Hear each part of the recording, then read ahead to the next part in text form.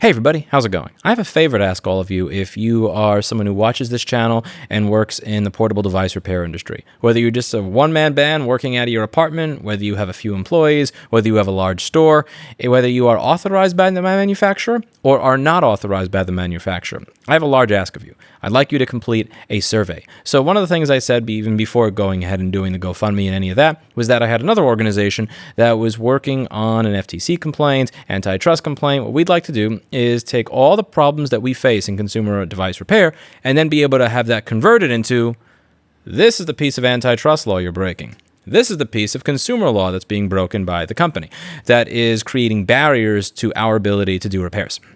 Now, I have given all of the information that I have. So, when I say that I try to contact Renesas, Intersil, Texas Instruments, LG, and say, I would like to buy this chip or this screen, and I'm told, sorry, we're not allowed to sell to you. The manufacturer said we can't. That's a good piece of information.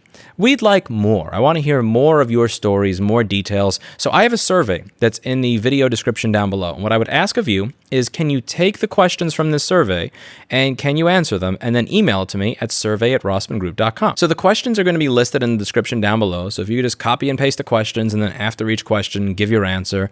Maybe if you really want to be nice, you could bold the questions so that it's easier to read.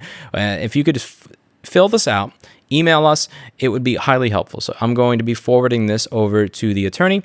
That is going to be kept confidential. He may want to reach out to certain individuals depending on the information that's in there, if he wants a little bit more of a fleshed out response. But this is only going to be shared amongst myself and this particular attorney, who has really been doing a bang-up job so far with everything he's been doing. As I said, the FTC has some new blood coming in, Lena Khan, many other people that are really pro-right to repair, and I really want to have a case on their desk so that when they arrive, it's not, well, what should we do? It's, here's what's being done that's wrong.